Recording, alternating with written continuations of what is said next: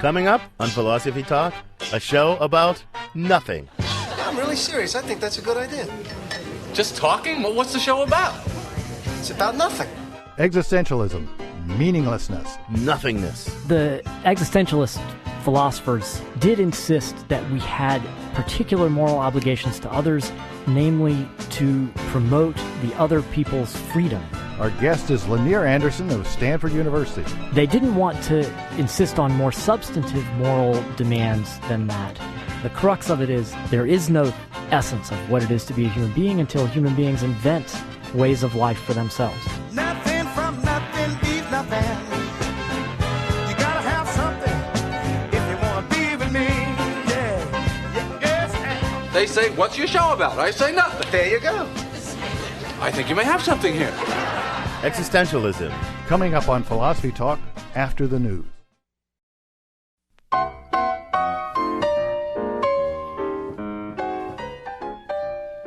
Welcome to Philosophy Talk, the program that questions everything. Except your intelligence. I'm John Perry. And I'm Ken Taylor. We're coming to you from the studios of 91.7 KALW, local, innovative public radio for San Francisco. Continuing conversations that begin at Philosopher's Corner on the lovely Stanford campus. Yes, and from that oasis of thought, we migrate to the air via this oasis of radio, and from the air to the internet via our blog, theblog.philosophytalk.org. Go check it out. And now you can listen to Philosophy Talk anywhere, anytime by downloading our podcast from our website. So, Ken, today we're talking about existentialism. Now, existentialism, the word, was invented by Jean-Paul Sartre.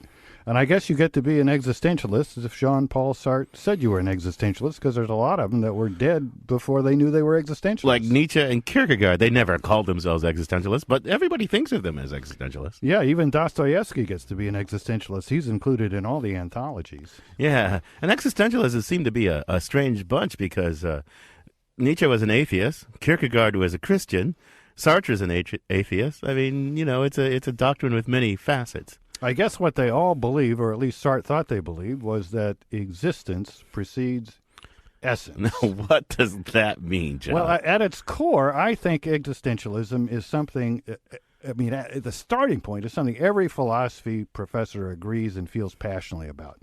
You're talking to kids in intro philosophy, and you want them to know that they are not just a collection of stuff poured in their heads by parents, culture, ministers, schools, and the newspapers they happen to read. Ultimately, what they are is up to them. Everybody in the world can say that they're going to be a lawyer, and they can still say, no, I'm going to be a doctor or a businessman or major in English Lit. Ultimately, you're condemned to be free, and that's the starting point. Condemned to be free. Why condemned? I mean, it sounds like freedom is a burden, right? Freedom is a burden. You can never escape the responsibility for making yourself who you choose to be. Because I guess Sartre says that if you think, well, look, I need to be a lawyer because my parents would be crushed if I didn't become a lawyer. And if you think their being crushed is a reason for you, and that you don't just have the absolutely free choice to be a lawyer or not, then you're acting in bad faith, Sartre says, right? Yes, and so I think existentialism really appeals to every 17-year-old. It certainly appealed to me when I was that age. And there's something true that remains true. But, Sartre got out of this a huge theoretical philosophy with all kinds of technical terms like in itself and for itself and the subjectivity of the in itself being for itself. Or God, you're really up on your existentialism. It runs about to 800 pages in translation. So there, maybe you can understand the fact that it's not the world's most popular philosophy now. Well, yeah, I mean, I think it's a very popular philosophy. It's one of those books that everybody says they will someday read. But to see how popular it is, to see whether it has any contemporary relevance, our roving philosophical reporter, Polly Stryker, went out and talked to two psychotherapists about existentialism. She files this report. It may be surprising to find out that existential philosophy is used in psychotherapy. I spoke with two mental health professionals, a father and son. Both of them look at existential issues in their practices. Existential psychotherapy is an approach to psychotherapy that helps people to live their lives in a more full way, in a more authentic way, and in a more meaningful way. San Francisco psychologist Victor Yalom believes that existential ideas are really woven into the human condition. His father, Dr. Irvin Yalom, is a Stanford psychiatrist. It may be that the patient explicitly comes in with some kind of existential issue. Maybe one of the most familiar ones is a fear of death. Other patients may come in because of a crisis of meaning in their life. We happen to be creatures who seem to thrive on some kind of meaning or want some type of meaning. And so one of our major tasks in life is to go about constructing a meaning that is sturdy enough to maintain this life. It may be that they're at kind of midlife and suddenly they don't quite know what they're working for and what means a great deal to them, and the children have left the home and there's an empty nest. So these are things they want to talk about. How does the use of existential ideas in psychotherapy differ from, say, Freudian psychotherapy? There's a whole major difference in the frame of reference, where Freud was much more interested in the development of sexuality. He would not be dealing with the patient who may be thinking of frightened of death. He would translate death into something else, maybe castration, rather than dealing with death as a specific entity that we have to face. Dr. Yalom says existential ideas changed the way he approaches his work. I got my baptism when I worked for several years with patients who were facing death. All my training in psychotherapy left us very little with how we could approach it. I had to learn a whole new skill and learn that I had to face these issues in myself and that I had to be present for the patient. And I had to deal with them in a different way because they weren't separate from me. It wasn't them, the patients, who had this affliction, and we, the healers, who didn't, because we're all in the same boat. We're all facing mortality, and I think that drastically alters the kind of attitude one has towards the relationship between patients and therapists, where I feel much more that we're all fellow travelers, or Nietzsche or Schopenhauer would put it that we're all fellow sufferers. An important existential concept is to live a fully engaged life. In other words, not just coasting down life's highway. Psychologist Victor Yalom. A lot of us have gotten really cut off from, what's our essence? What excites us in life? If you only had another day or you only had another year to live, what would you be doing? Would you be going to your job downtown in your office and your cubicle and looking at your computer screen all day? I think that we all have a certain kind of essence that if we go back and think about how we were as a very young child and the teens and early adulthood, if you think about what are the times you were most alive, and you can find a way to tap into that more and more, then you can live a more authentic life. I think the people that we see that are artists or just passionate about what they do, whether they're artists or musicians or intellectuals, these are the people you see in their 70s or their 80s and their 90s, and they're full of life, From the intersection of philosophy and psychotherapy, I'm Polly Stryker for Philosophy Talk. Thanks, Polly, and thanks to Irvin and Victor Yalom for those interesting ruminations on castration, death, despair, psychotherapy, and existentialism. Yeah. I'm John Perry, and with me is that font of authenticity, Ken Taylor. Yeah, right. I love how she roved to the intersection of philosophy and psychotherapy today. Our guest today is Lanier Anderson. He's an associate professor of philosophy at Stanford University. He's an award-winning teacher, an amazing guy. He's the author of many articles on German philosophy, Kant, Nietzsche, all kinds of stuff. A recent article is Nietzsche on Truth, Illusion, and Redemption. That's particularly pertinent to our topic today. Lanier, welcome to Philosophy Talk. I'm delighted to be here. Well, Lanier, we're delighted to have you. Now, in our little intro, Ken and I fumbled around with the idea that existence precedes essence, the slogan of Sartre's existentialism. Why don't you take a minute and give us a little bit deeper understanding of that fundamental idea? I'm not sure it'll be deeper, but here's a stab anyway. Look, something has an essence if it has a nature that fixes the way it's going to behave and how it has to be. And the idea that existence precedes essence is supposed to contrast the human situation with the situation of other things in the world and artifacts. So a paring knife, for example, comes into existence because somebody has an idea of the nature of the thing that they're looking for, right? They want a knife that's good for cutting and peeling fruit. And so that fixes what kind of norms will dictate what makes a good object of this sort. So the essence precedes existence for a paring knife. Precedes the existence for the paring knife. The essence that establishes what will be a good one comes first, then you make one that matches that essence. With a human being, it's supposed to be the opposite. There is no essence of what it is to be a human being until human beings invent ways of life for themselves. That was Sartre's idea. Well, I want to have children. I'm a farmer in some rural society, agrarian society, and I want to have children to plow my fields. And I want them to have filial piety and all that stuff. And I give birth to my children, and I raise them so that they will be adept farmers and that they'll have filial piety and obey my commandments. I have an idea of my children. I give birth to them.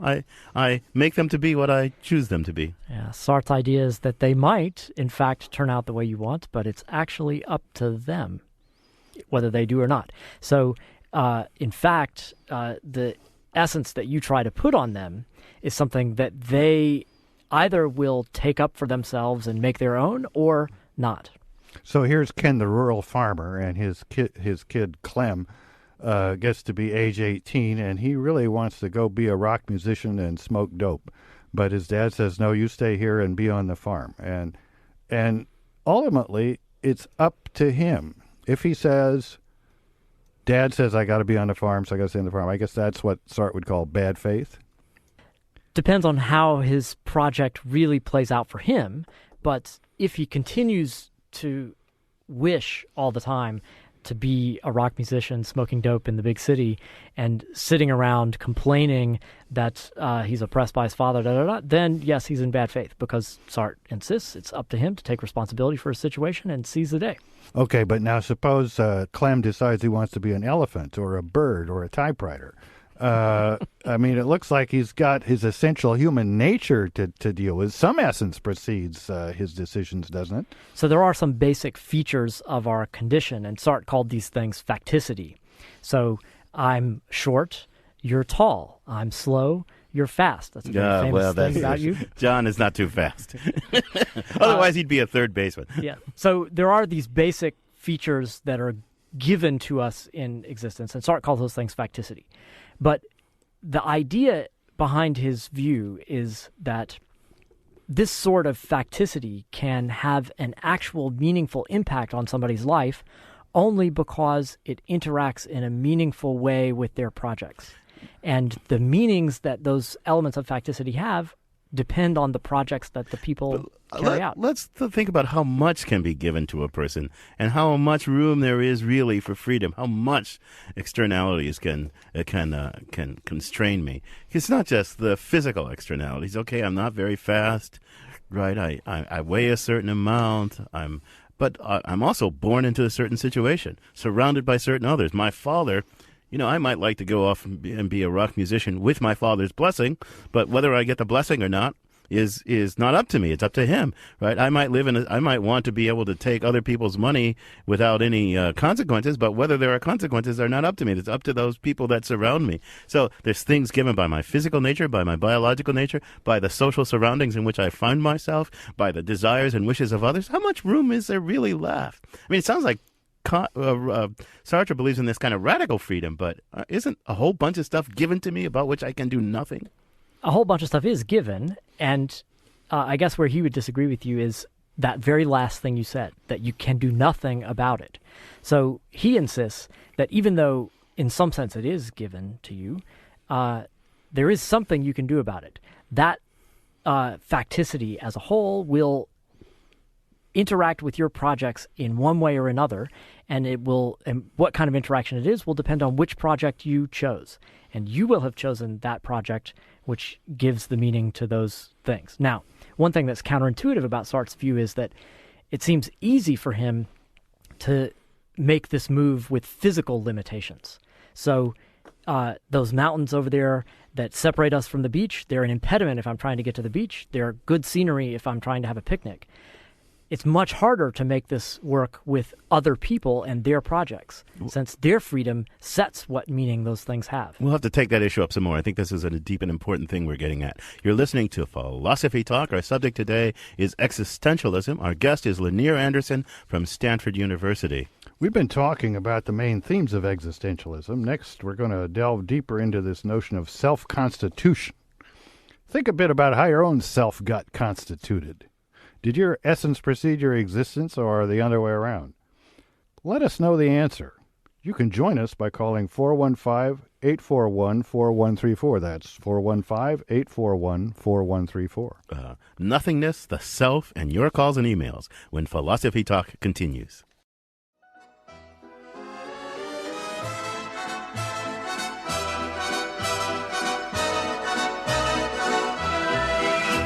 Edith Piaf and La Fou. This is Philosophy Talk, and I'm John Perry. And I'm Ken Taylor. Today we're discussing existentialism with Lanier Anderson. Won't you join us? Tell us about your moments of existential angst or your moments of enlightenment or self-overcoming. Have you constituted yourself from whole cloth, from nothingness? Tell us. The number is 415-841-4134. That's 415-841-4134. You can also email us at comments at philosophytalk.org. If you go to our website, you can email us from there. Make sure to look for the comments button, not any of the other attractive buttons you'll see there. Yeah. Our guest today is Lanier Anderson from Stanford University. So, Lanier, START has lots of terms. The in itself, the for itself. The in itself, the for itself, and you use the term project in this kind of technical way. Why don't you tell us a little bit about these technical ideas?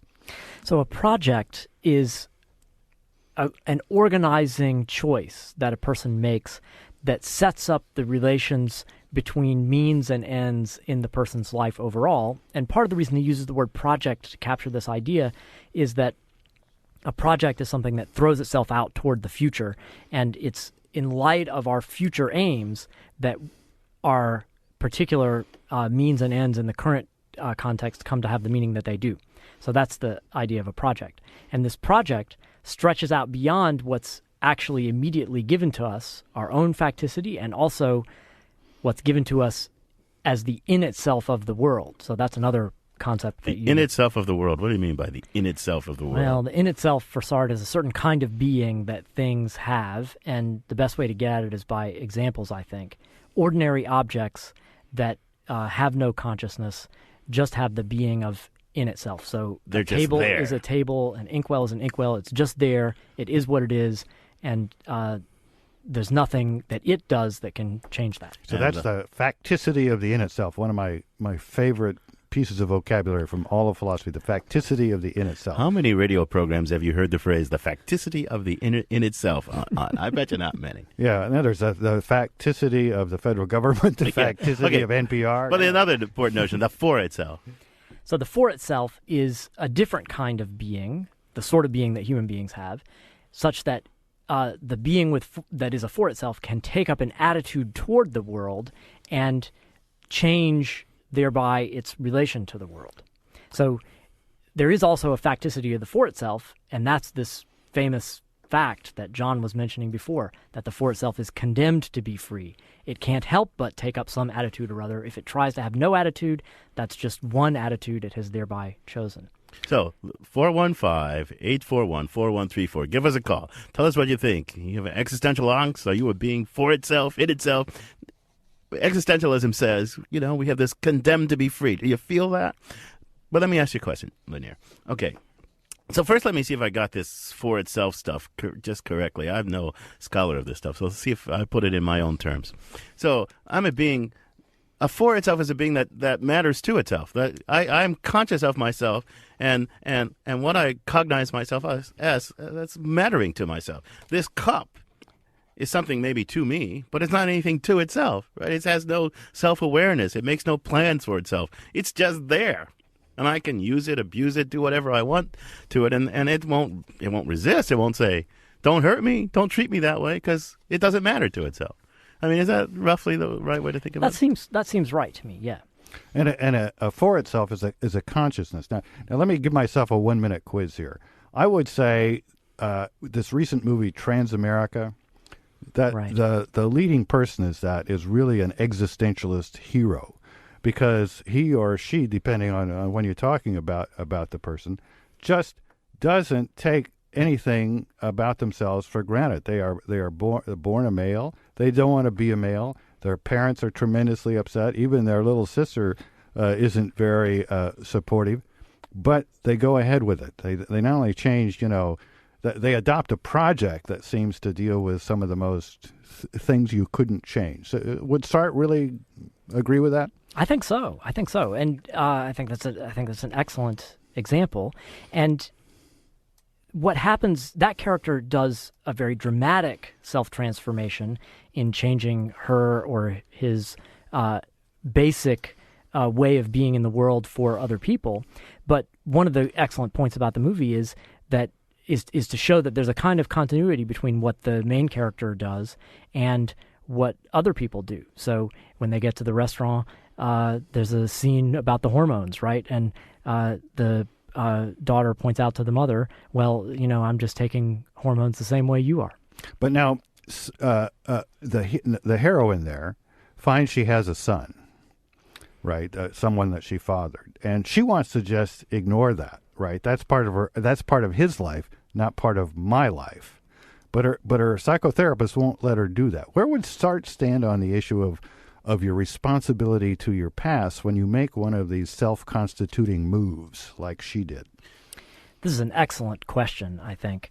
So Sartre has some ambivalence about our relation to our past. And in some modes, when we're talking about the way we relate to choices that we've made in the past, it seems that we do still maintain responsibility for that choice until we ourselves change it. And we are supposed to be taking up and, as he keeps putting it, reassuming that choice by continuing to endorse it. He does envision the possibility, however, that you could radically change your fundamental choice or your fundamental project. And if you did that, you're supposed to relate to your past choices in your past life as though it's another person. And in that case, you aren't supposed to have to take any responsibility for it at all. Well, there's lots going on here, Lanier. I just want to slow it down a little bit. It's really complicated because take Transamerica. John's right in his interpretation of that. But look, I can't will myself to become a rich old white guy just by saying, that's what I shall be. And so it's not like everything that some person or other could be is open to me to be. Is it? I mean, hey, Ken, you couldn't will yourself to be a rich old black guy either.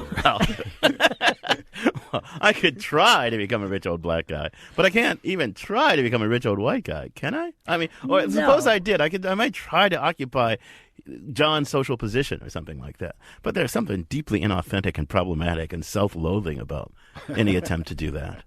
Right? I think that's certainly right. And how would we understand that limit in Sartrean terms? So these are all elements of your facticity. And the attitude that he takes up toward these elements of facticity are that they set the confines or the constraints against which we choose. But the way he wants to think about these contours of that define our choice is that they're not just restricting conditions. Those are the enabling conditions out of which it makes sense for us to have some project or other. So if you have the project to become rich, then your current poverty is something that you choose as the thing that you're going to get rid of in becoming rich. Right. You're going to have to change jobs. We have lots of phone lines open. We know you're out there. Have you ever had an identity crisis? How did you overcome it? How did you reconstitute yourself? How do you find meaning in your own life? Do you have Sartrean projects that determine your existence? Give us a call, 415-841-4134. That's 415-841-4134. We're eager to have you join us. It's nice. We've got a message from an old friend, Pete in San Francisco. Hi guys, long time no talk. How did the existentialists, was it Sartre, use the myth of Sisyphus to illustrate their philosophy? So it wasn't Sartre, it was actually Camus who wrote a whole book about the myth of Sisyphus.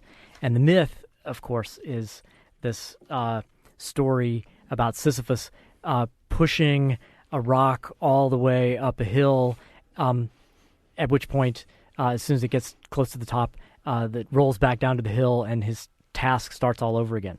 So the significance that this took on for Camus and for other existentialists was really the idea that the important thing about life is the activity itself and not some external purpose to which the activity is subordinated. So the famous ringing closing line of that essay on the myth of Sisyphus is that, according to Camus, one must imagine Sisyphus happy. So in spite of how pointless and punitive this activity might seem to us, if you just changed your attitude toward it so that the activity itself took on a defiant character, then it could turn out to be an important and meaningful way of existing. Well, now, Camus sounds like an existentialist to me, and Sartre thought he was. Why did Camus himself deny that he was an existentialist? Because he had a falling out with Jean-Paul Sartre. Oh, I see. And after their falling out, Camus expressed himself by denying that he was an existentialist, and Sartre confirmed it. And of course, they did disagree on some important questions, but it is true also that there were a lot of important commonalities between their views. I'm going to ask you a question about existential and this kind of unbridled freedom to take things as we choose to take them or something like that. You know, some people are present to me as deserving a certain kind of treatment, right? I don't have the right to murder you, right? Your being commands respect. At least many philosophers think that. The Sartrean seems to say, nah, I can choose to respect you or not. And if I think, well, I have to respect you because of your nature rather than something about me, that's bad faith. I mean, it seems like an odd thing to think. Yeah, the crux of it is this is a place where many, many philosophers would depart fundamentally from existentialism, and not only Sartre's version, but also the versions of these other people like Nietzsche who were dead before there was any such word, as you pointed out. I think this is a difficult question for the existentialists. The motivation for their view seems to me to be that the values that are supposed to underwrite these important relations that we have to the other people, those values can be binding for us, according to Sartre, only insofar as we take them up and endorse them. That's the real source of the values. And so really what he wants to insist upon is that it's not as though there's some value out there in the world that forces you to respect me. It's a matter of your recognition of that value that underwrites the moral relationship that we have. Penny in San Francisco's on the line. Welcome to Philosophy Talk, Penny. Oh, hi. I'm not sure this is exactly on your subject, but you said something very intriguing to me about finding value in your life after an identity crisis or some such. And I've had cancer and talked to a lot of cancer patients, and one of the things that comes up for cancer patients is, how do I find value in my life now? What is its value now? How do I find the courage and the strength to go through treatment? And I was wondering what existentialists would say about that, and I'll take my answer off the air. Thanks, Penny. Excellent question. Lanier. That is an excellent question. So one thing that's especially characteristic of existentialist thought is the idea that human beings can find a special source of value in life precisely by facing up to death in the right way. And so I think that the typical existentialist answer to your kind of dilemma would be to think about the way in which you might transform your relation to your life by the fact that you face up to death in that way. So the question, what value you find in your life, they won't actually provide you an answer to that. The idea is that that's something you have to invent for yourself. But they do think that facing up to your death forces the issue for you so that you come to see how important it is to address that question of value in your life and become forthright about it. Ron in San Francisco. Welcome to Philosophy Talk, Ron. Well, I'll tell you this. I'm going to join your KALW next time they have a drive for money. You guys are wonderful. Well, The thanks, reason Rob. that I think you are getting a dearth of phone calls is because I'm just writing down everything you're saying as I'm driving along here. But the question I wanted to That sounds dangerous, guy. yeah, I know it's not very safe either. The thing I want to present, my brother is the one that got me interested in existentialism many years ago, which I never read or studied anything about. He wrote a master's thesis on the existentialism of Richard Wright. And I thought it was fascinating, and I could never understand my brother's explanation of what existentialism was or is.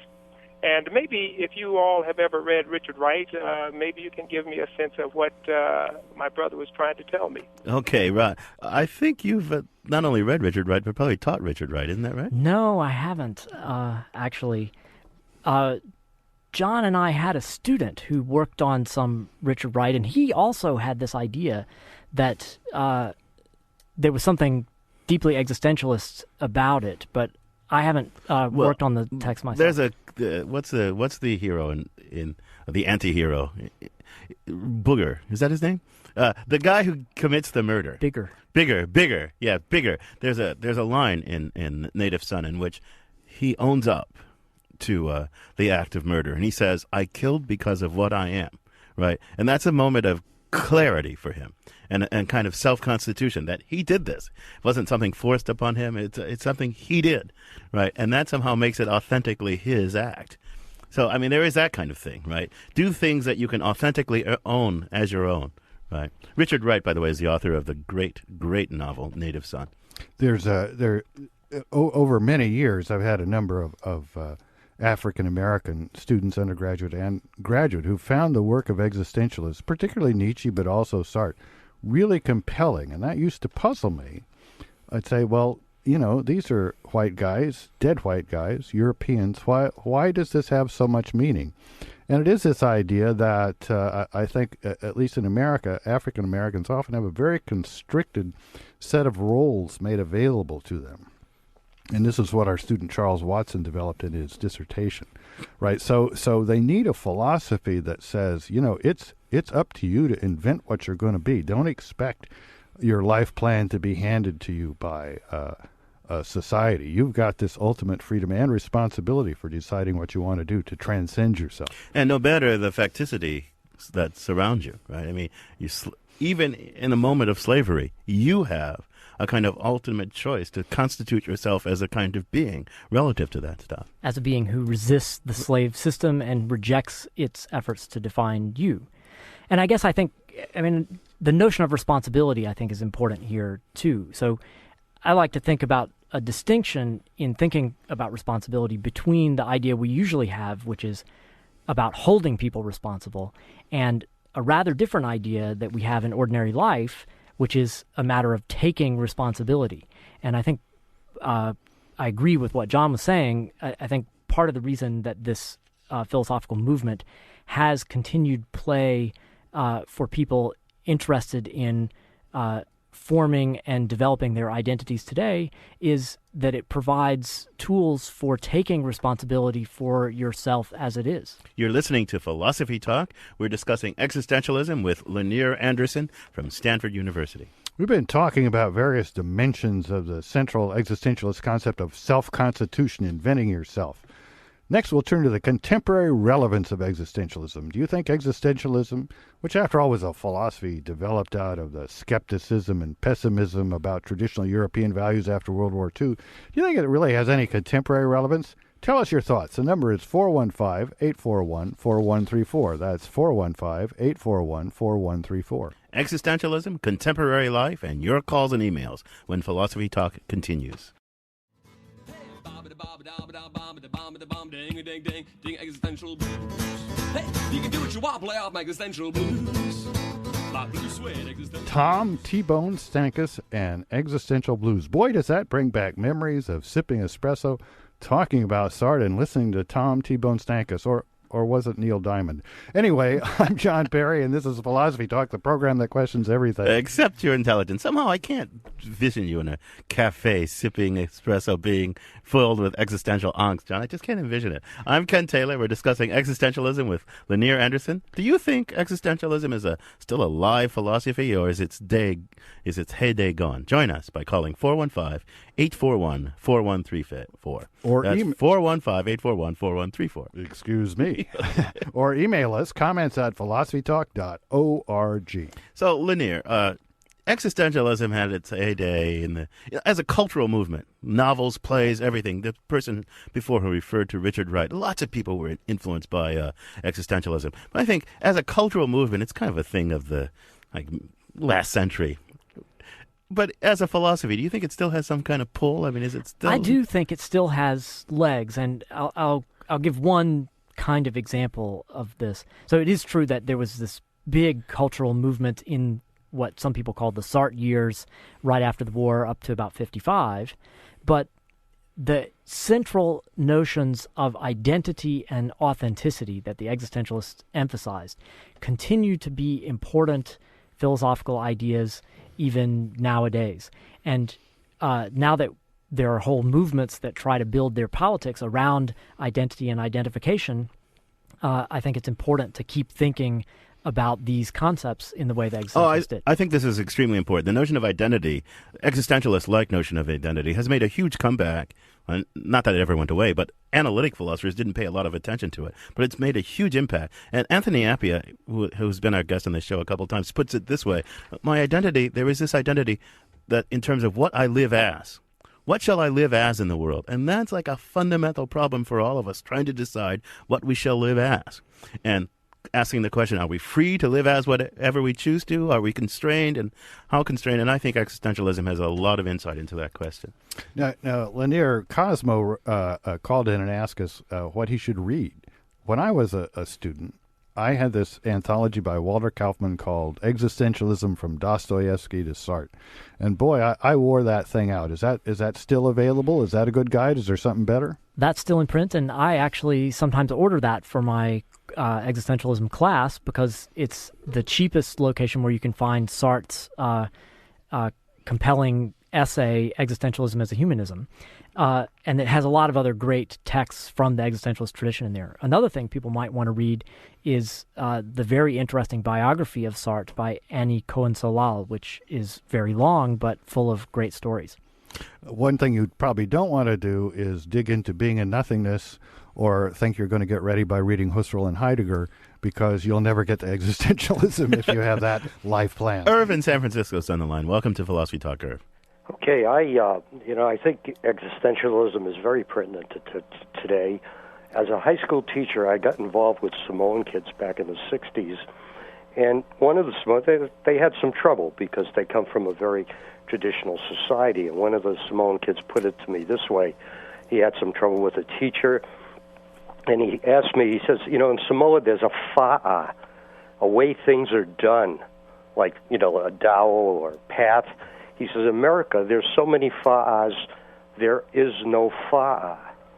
And, to me, I think people have to create their own way to a degree, and, that would be I think, one of the main aspects of existentialism, creating meaning for yourself.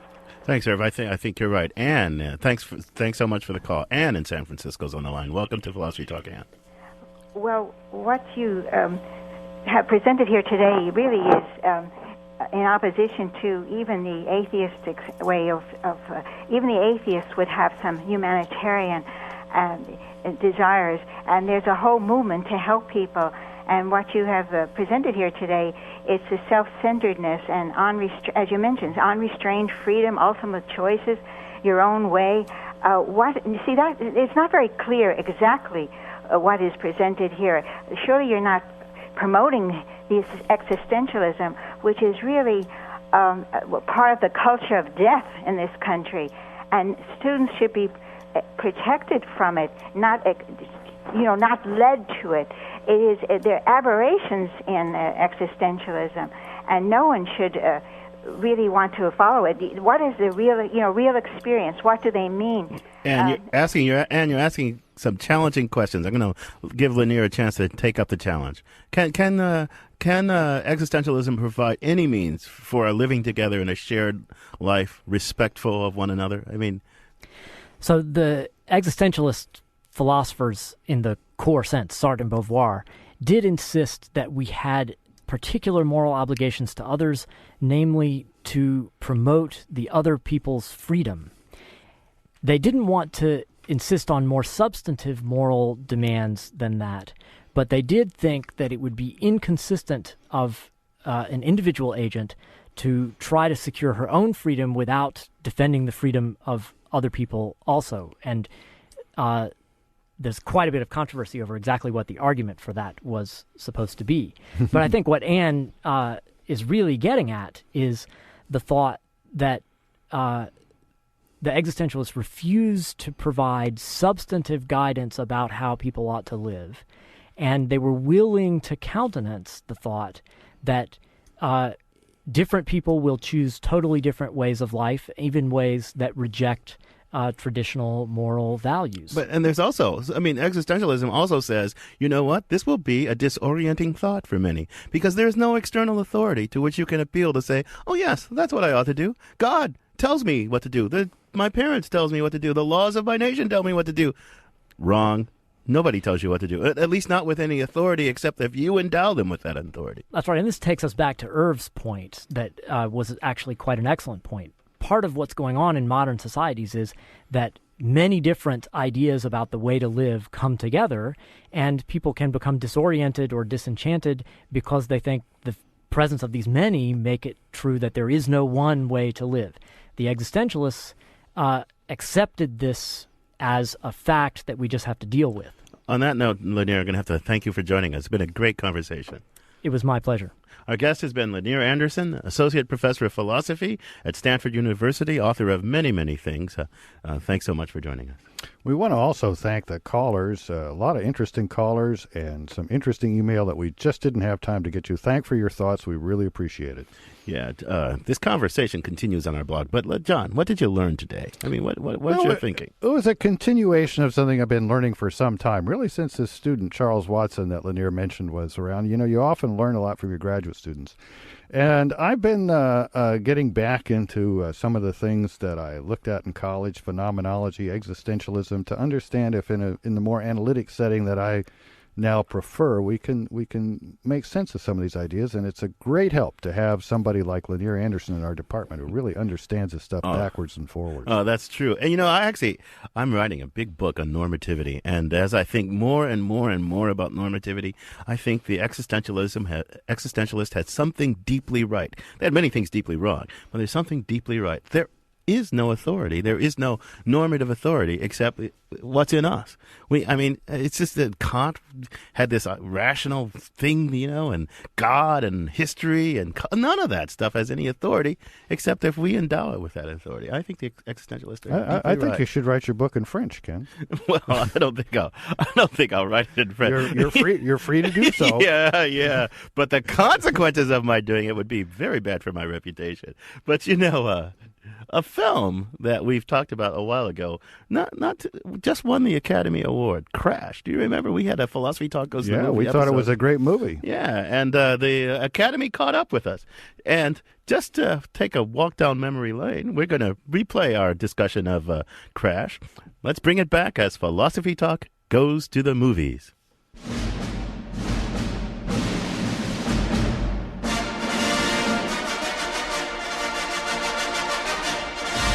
The storyline is really complicated, and you could not summarize it in any short order because there are all these intersecting stories, all these different narrative arcs, all these different people crashing into each other. In the first line of the movie, Don Cheadle says, "We've lost the sense of touch.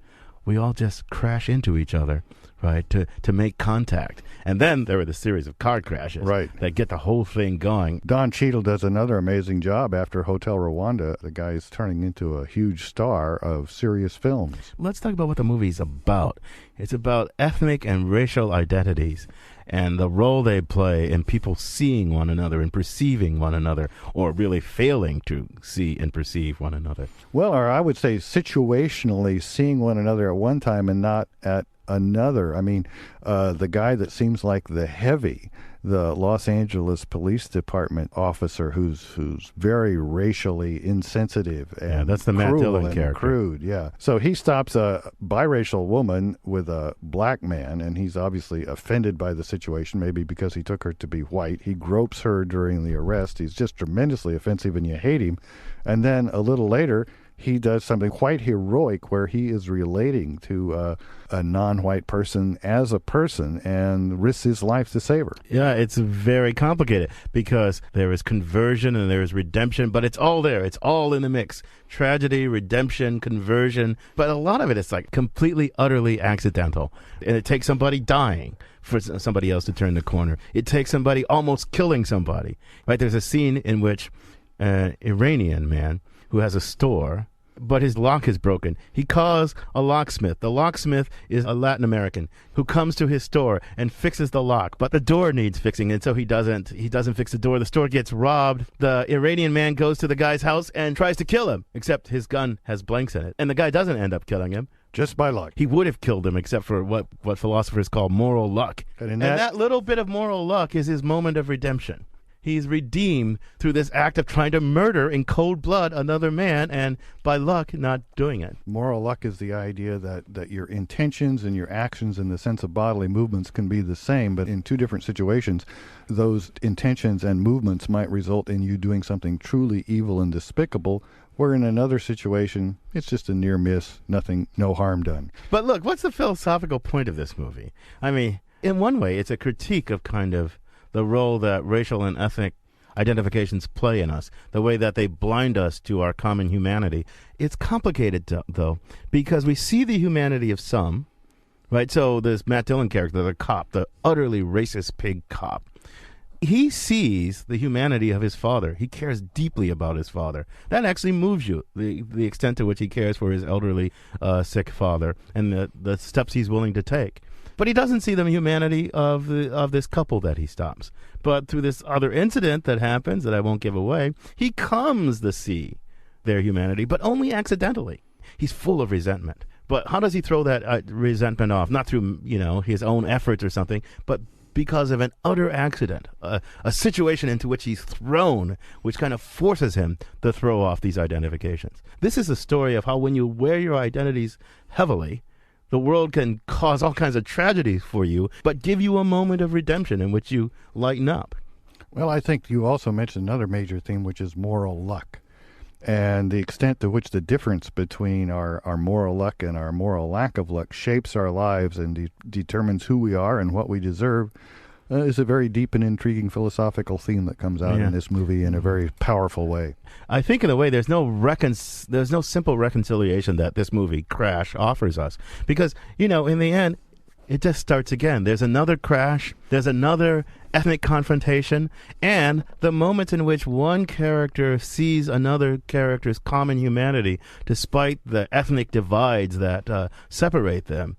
They're accidental. They're through moral luck, not through their own efforts. I mean, and so the movie says some people lose out, some people gain. Our common humanity, we keep bumping into each other, sometimes seeing it, many times not seeing it. And when we see it, it's utterly accidental that we see it. And what prevents us from seeing it is identifications, racial, ethnic identification, and wearing them too heavily. I'd like to mention the movie was directed and written by Paul Haggis. And he's the same guy who wrote $1 Million Baby. So there's a real talent that's probably going to be producing philosophically rich films for us to discuss for quite some time.